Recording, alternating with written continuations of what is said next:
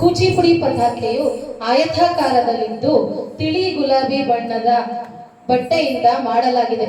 ಸತ್ಯಭಾಮೆಯ ಜಡೆಯನ್ನು ಸೂಚಿಸುವ ಕಸೂತಿಯನ್ನು ಅದರ ಮೇಲೆ ನೇಯಲಾಗಿರುತ್ತದೆ. 10 ಗಿಣ್ಣುಗಳಿರುವ ಕಬ್ಬಿನ ಜಲ್ಲೆಯನ್ನು ಪತಾಕೆಯ ಕಂಬವಾಗಿ ಬಳಸುವರು.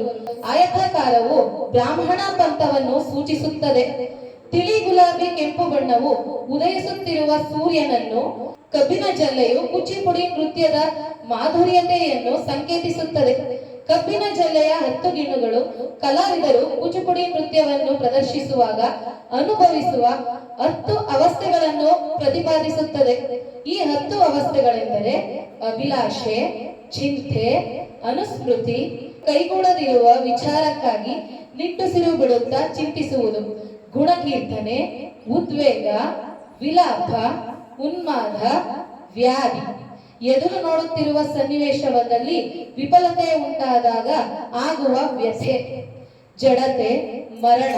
ಕಬ್ಬಿನ ಮೇಲ್ಭಾಗದ ವರ್ಣಛಾಯೆಗಳು ಸಂಚಾರಿ ಭಾಗಗಳನ್ನು ಸೂಚಿಸುತ್ತವೆ. ಸತ್ಯಭಾಮೆಯ ಜಡೆಯು ಜ್ಞಾನ ಮತ್ತು ರಮ್ಯತೆಯನ್ನು ಅಲ್ಲದೆ ನವರಸ ಭಾವಗಳನ್ನು ಪ್ರತಿಪಾದಿಸುತ್ತದೆ. ಕೂಚಿಪುಡಿ ನೃತ್ಯದ ಅಧಿದೇವತೆ ಬಾಲ ತ್ರಿಪುರ ಸುಂದರಿ ದೇವಿ. ಕೂಚಿಪುಡಿ ನೃತ್ಯ ಪತಾಕೆಯನ್ನು 1974ರಲ್ಲಿ ಲೇಟ್ ವೇದಾಂತ ಪಾರ್ವತೀಶಂ ರವರು ರಚಿಸಿದ್ದಾರೆಂದು ಹೇಳಲಾಗಿದೆ. ಧನ್ಯವಾದಗಳು.